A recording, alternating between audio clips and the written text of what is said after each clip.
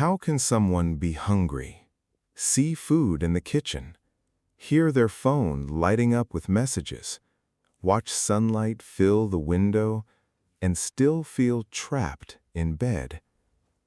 From the outside, people may call it laziness, but laziness says, I don't want to. Depression says, I want to, but I can't reach myself. And that is the part most people never understand.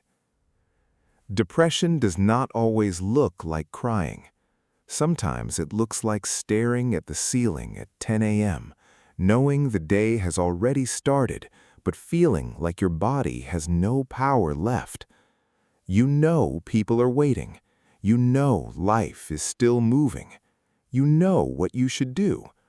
But knowing is not the same as being able. That invisible distance between wanting to move and being unable to begin is where depression quietly lives. And the painful part is this: many people with depression still care deeply. They care about their family, their future, their responsibilities, and the people they love.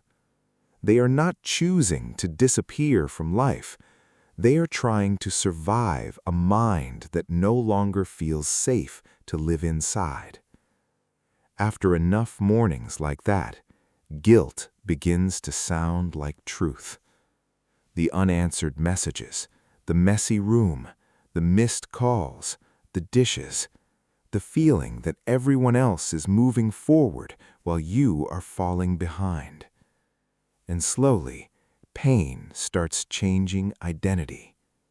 You're weak, you're behind, you're a burden. Nobody would understand. So the person starts hiding. They smile at work. They answer, I'm fine. They laugh when they're supposed to laugh. But the moment they're alone, everything collapses inward. Because they were never pretending to suffer. They were pretending to be okay. That is the lie depression tells best, that needing help makes you a problem. But the real problem is not that the person is weak.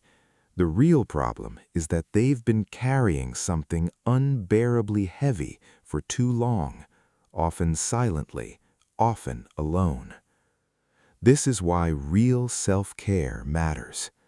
Not the perfect routine people post online, not pretending a candle can cure depression. Real self-care is much quieter than that. It's choosing not to abandon yourself when your mind is trying to convince you that you are not worth caring for.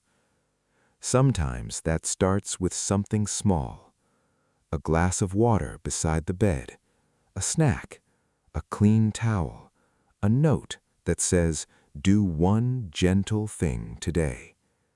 To someone else, those things may look ordinary, but to someone struggling, they can become a bridge. Not because they fix everything, but because they make care easier to reach when the mind has no energy left to search for it. Maybe today, progress is not rebuilding your entire life. Maybe today, progress is sitting up, opening the curtains, washing your face, drinking water, or sending one honest message that says, I'm not okay. When depression has been pulling someone underwater for weeks or months, those actions are not small. They are resistance. Because depression wants isolation. It wants shame. It wants a person to believe their darkest thought is the truth. But you are not your worst thought. You are not the room you couldn't clean. You are not the call you couldn't answer. You are not the morning you couldn't face. You are a human being who is hurting. And hurting people deserve care, patience, support, and help. And if depression ever becomes so heavy that it makes you think about death, suicide, or disappearing, tell someone immediately.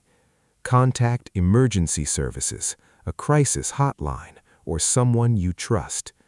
That moment deserves urgent support, not silence. Depression is powerful, but it is not always truthful. Feelings can make tomorrow look impossible, but feelings are not always facts. There is treatment, there is support, there are people who care even when depression makes connection feel impossible. Healing doesn't always begin when you feel strong.